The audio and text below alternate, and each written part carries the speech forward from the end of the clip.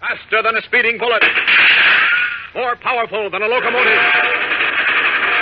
Able to leap tall buildings at a single bound.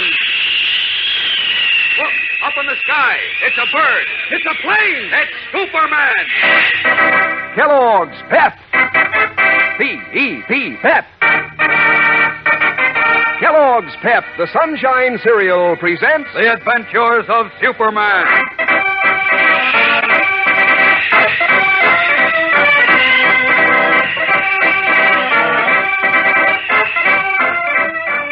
Today, the Man of Steel despairs for the life of Tony Sloan as his widespread search of the waterfront reveals no trace of the missing reporter.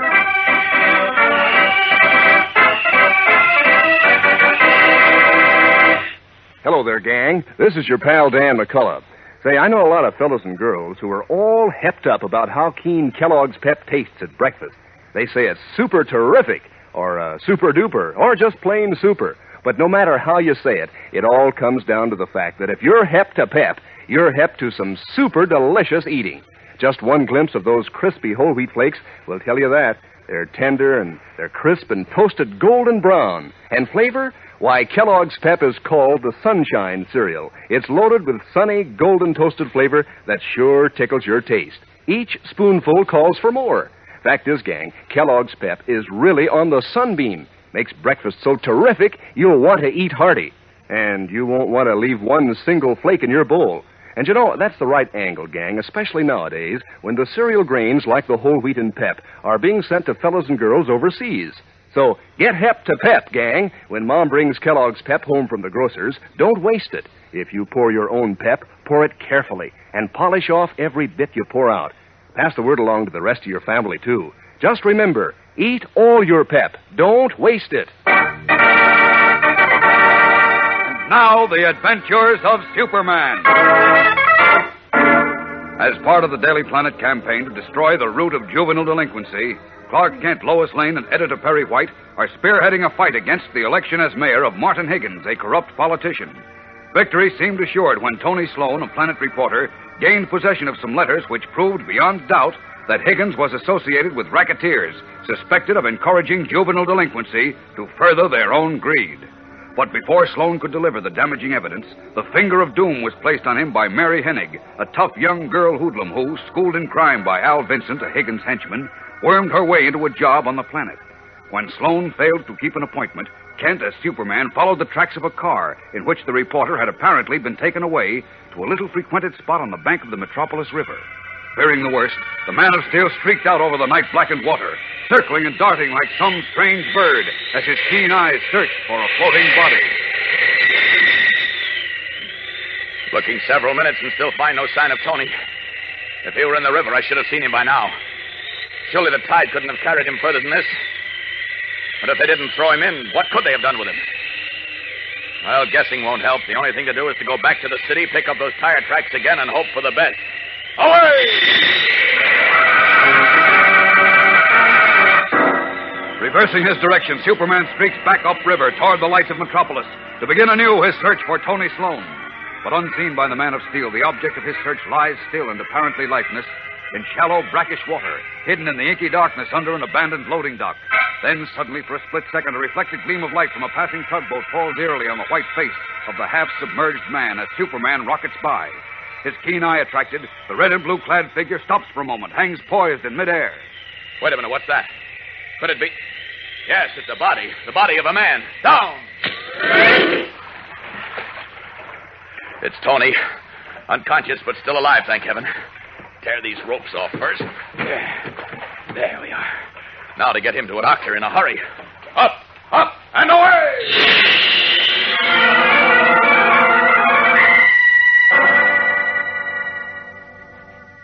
Now, look here, Tony. I'd feel a lot better if you'd spend the night in a hospital. Well, thanks for being concerned, Chief, but I'm okay. The doctor told me to go home, take a hot bath, and get a good night's sleep. And in the morning, I'll be good as new. All right. Do as you please. Before we leave, Tony, can you tell us what happened? Well, sure. Here's the story. I got down to Al Vincent's pawn shop a little before 9 o'clock, the time set to raid the place. Mm-hmm. Because I wanted to be there when you arrived with the police, Kent. I see. I was waiting in an alley across the street when suddenly 3 men came along out of the shadows. One of them asked me if I'm Tony Sloan. I said yes. One of them slugged me. And that's all I remember until I woke up on the floor of a fast-moving car. Good heavens. The rats. You think you'd know any of those thugs if you saw them again? I don't think so, Kent. It was too dark to see what they looked like. But I did hear them talking, and I heard enough to learn who hired them to wipe me out. You did? Who was it, Tony? Al Vincent, the pawnbroker. You mean the one who was raided tonight? That's right. Are you sure of that? Did you actually hear them speak of Vincent? Well, not exactly. That is, what I heard was one of the men saying something about being anxious to get his hands on the $100 a man named Al was going to give him for this job. A man named Al. Well, what does that prove? There are hundreds of men named Al. I know that, but as I told you, I also know for a fact that Al Vincent is Higgins' partner. In what way, Tony? Well, Vincent encourages juvenile delinquency, baiting underprivileged kids with the lure of easy money. He teaches them to steal and disposes of their stolen goods. Then he splits the take with Higgins. Well, Tony, we couldn't find any proof of that when we raided his place tonight. I know, but it's obvious that somebody tipped him off about the raid. One of the mugs who got me mentioned somebody named Chicky who put the finger on me. Chicky? Who could that be? Search me. Well, it doesn't matter much now anyway. Without the Higgins letters to prove what we know about him, I'm afraid we're sponsoring a lost cause. Yes, Lois, I'm afraid you're right. Nothing doing. We've got to fight this thing through, letters or no letters. Hey, wait a minute. What do you mean by that? Well, without the letters, We've what good... still got the Higgins letters. What? Are you What do you mean, Tony? I was afraid something like this might happen. So I put a fat envelope in my pocket labeled Higgins Correspondent. Actually, the envelope held nothing more than blank paper. And that's what those mugs got. Well, Why, I'll be... Tony. that The is real letters are in wonderful. the mail, now, addressed to you at the office, Chief. They should arrive in the first delivery tomorrow morning. Well, I take my hat off to you, Tony. That was the smartest piece of work I've seen in a long time. That goes double for me, my boy. And when this election is over, you'll find a nice bonus in your envelope. Thanks, boss. Oh, I'd give a lot to have seen the faces on those gangsters when they opened the envelope to find it empty. I'd give a lot more to see Mr. Al Vincent's face when he finds out how Tony fooled him. At the very moment when our friends are enjoying a laugh at his expense, Al Vincent, his swarthy face purple with rage, vents his wrath on a pair of unhappy thugs who squirm uncomfortably in the back room of Vincent's pawn shop. You stupid dope stum jakes that you are. But look, boss, we thought these was the Higgins letters. You thought? With what? If you wasn't so stupid, you'd have brought that Sloan character to me, and I'd have found out what he'd done with the real letters. Oh, well, I guess maybe we just didn't think fast enough, huh, boss? You guess you didn't. Why, you whacked up apes. I ought to have the Perrier tossed in after Sloan. Go on, get out of my sight before I lose my temper. Okay, we're going. But look, what about the payoff? Payoff? I'm paying you off with your lives. Now beat it out of that back door. I'll change my... Okay, we're going. Come on, Twitch. Of all the bird-brained jakes, I had to pick them two. This has got to work. If it don't, Higgins' chances ain't worth a plugged nickel. And if he ain't elected mayor, I'm out of business. In more ways than one. Hello. Yep, Higgins and me. Hello. Chicky, Yeah, who's this? this is Al. Come on over to my shop right away. No, I Don't give me that stall routine, kid. Do like I say. Come on over and don't waste no time.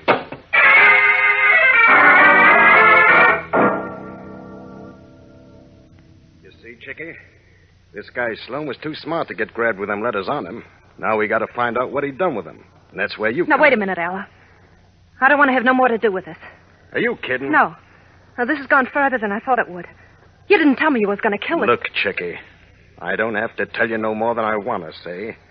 Besides, you're in it now, up to your teeth, whether you like it or not, see? No, Ella, I You don't... want to get turned into the cops for a juvenile delinquent? No. You want to get No, sent to a reformatory or maybe even to the big house for being what they call an accomplice Oh, to no. murder? No, I don't want to...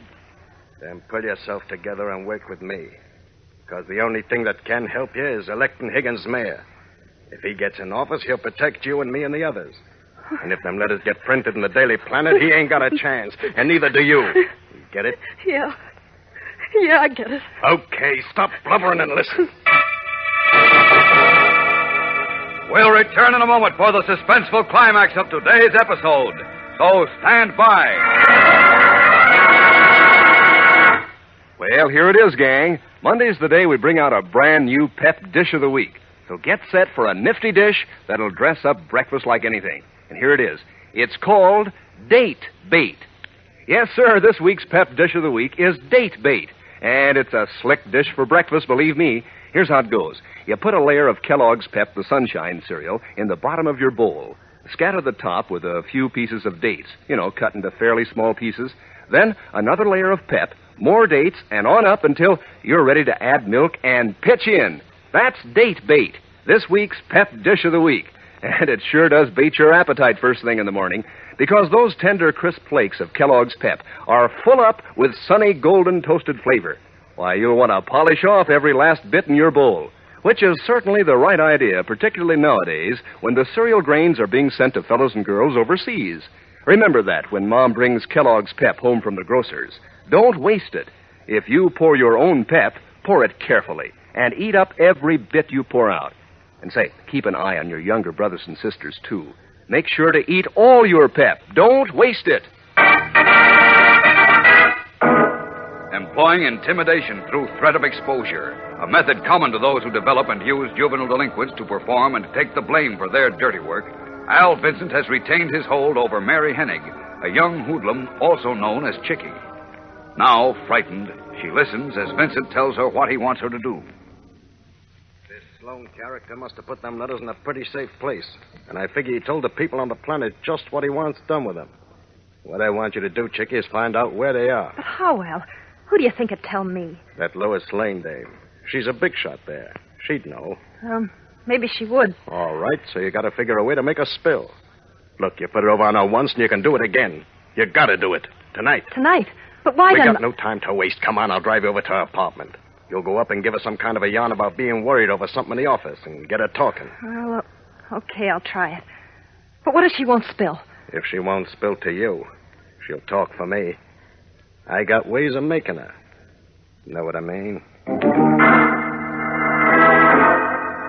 As Mary Hennig, alias Chickie, leaves with Al Vincent to pay Lois Lane a visit, the girl reporter seated in Clark Kent's car in front of her apartment has been heatedly defending the young hoodlum against Kent's suspicions.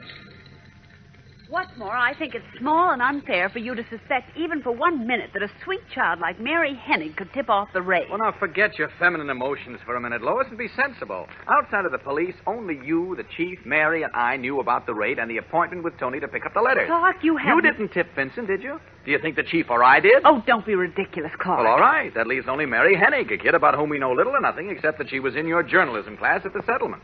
Isn't it reasonable, then, to suspect No, that she it may is have... not reasonable. Well, I am convinced that Mary's as blameless as we are. Now, look, and I refuse to discuss this any further. But wait, Lois. Good night, Mr. Kent. Lois!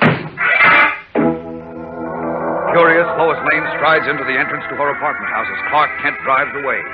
Neither of them aware that during their argument, Mary Hennig sat in Al Vincent's car less than half a block away, waiting for just this moment to again use Lois as an unsuspecting accomplice in their plot to maintain the evenness of juvenile delinquency through corrupt politics.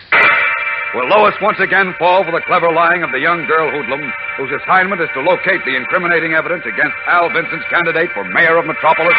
The next episode in this exciting expose of juvenile delinquency tells the story, so don't miss it. Tune in again tomorrow, same time, same station. And remember, for breakfast, it's Kellogg's Pep. For excitement, the adventures of Superman. Superman is a copyrighted feature appearing in Superman DC comic magazines and is brought to you Monday through Friday at the same time by Kellogg's Pep, the Sunshine Cereal.